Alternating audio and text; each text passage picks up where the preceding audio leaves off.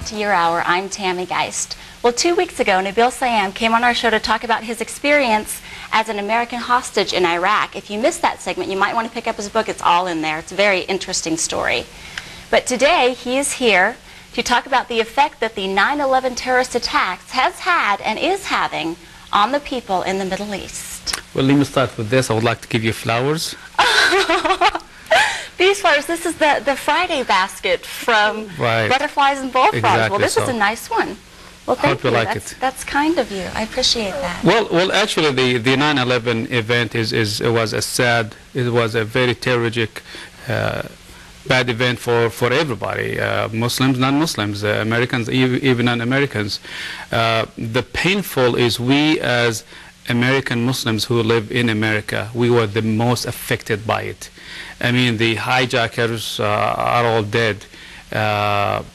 People who live outside the United States are not affected by it, but we, the citizens of this country, the ones who live in this country, the ones who work in this country, the ones who may look different and act different and have different faith, we are the ones who are looked at different by other people. So we are paying the price. And the price is paid through, I have a lot of friends who have education, have bachelor degrees and masters up to PhD. They can't get jobs anywhere now in America. Discrimination is just all over the place. People, I hate to say that, but they flip us off in the streets. They look at us down sometimes in the streets.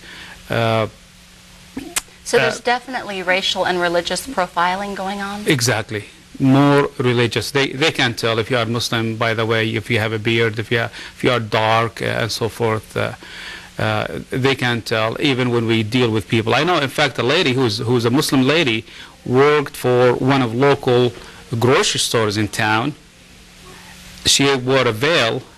She had not one customer that went through her line just because she had a veil. Not even one customer. Everybody would see that she had a veil. They would go to some other lines, but they would pass her. And then a few days after that, she quit. She just couldn't take it.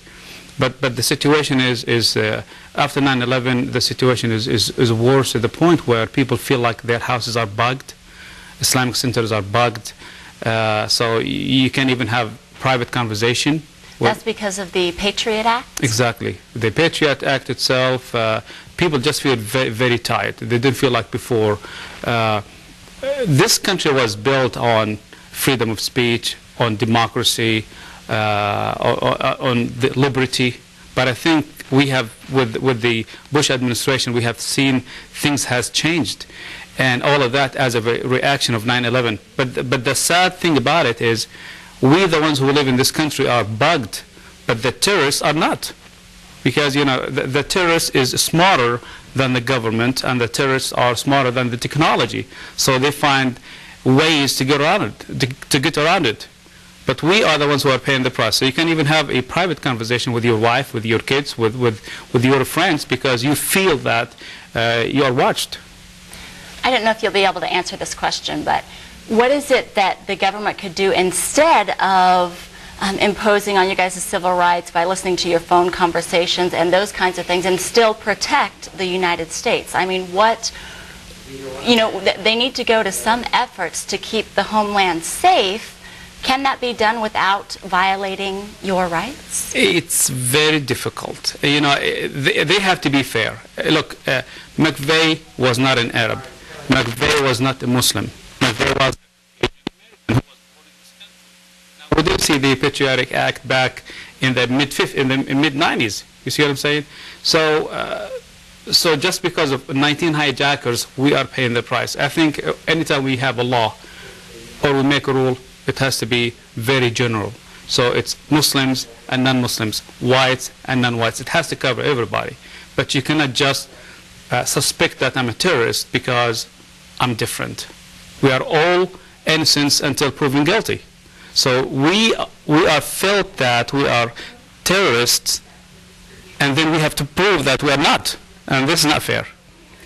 You were telling me earlier about some people who had been kicked out of the country because of this, and you feel that they had done no wrongdoing? Right. We have a lot of Muslim Americans who are professionals who have been in this country for a long time, just because they are leaders of the leaders in their communities. They left to visit their families. They were not allowed back in the country. For what's the reason?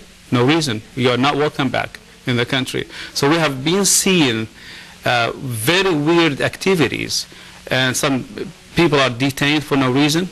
I mean, what is the reason? Well, there is a law. There's no reason. We didn't have to tell you why you are detained, but you are detained. No reason, no courts, no criminals, nothing against you, except you are Muslim. And these are people who have maybe lived and worked here in the U.S. for maybe 15, 20 years, maybe owned businesses.